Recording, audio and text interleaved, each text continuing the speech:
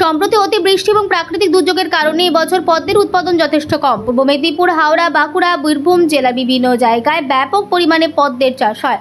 তবে এবছর বিভিন্ন জায়গায় অতিবৃষ্টি এবং বন্যার কারণে পদ্মের উৎপাদনে ব্যাঘাত ঘটেছে, যার ফলে পদ্ম চাষিরা যথেষ্ট ক্ষতির মুখে।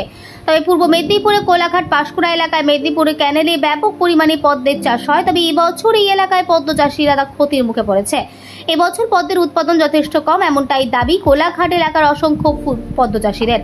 তবে এই বছর সারা বাংলা ফুল চাষী ফুল ব্যবসায়ী সমিতির সম্পাদক নারায়ণচন্দ্র রায় জানিয়েছেন, এবছর পদ্মের উৎপাদন কম থাকার একটাই কারণ প্রাকৃতিক দুর্যোগ। ফলে ফুল চাষিরা পার্শ্ববর্তী রাজ্য উড়িষ্যা পদ্মের ওপরে নির্ভর করতে হবে।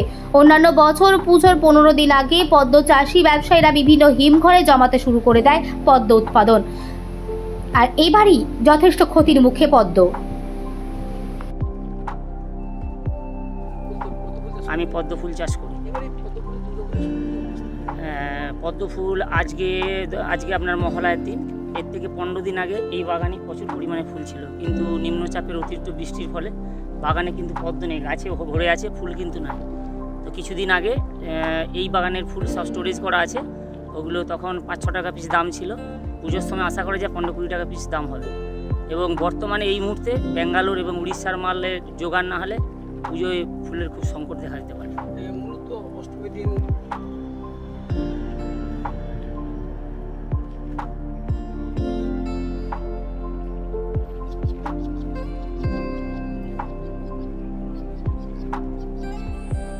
দুর্গাপূজার মরশুমে অষ্টমী পূজার অন্যতম অঙ্গ হল পদ্ম। সেই পদ্মের ব্যাপক চাহিদা থাকে। অষ্টমী পূজার দিন 108টি করে পদ্ম পূজার জন্য লাগে।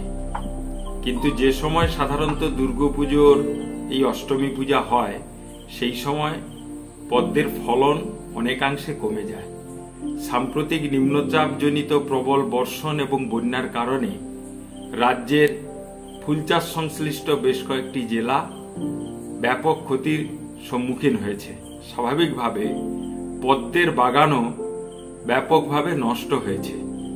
সে কারণে আসন্ন দুর্গাপূজায় পদ্মের যোগান দেওয়াটাই আজকে একটা সমস্যা হয়ে দাঁড়িয়েছে।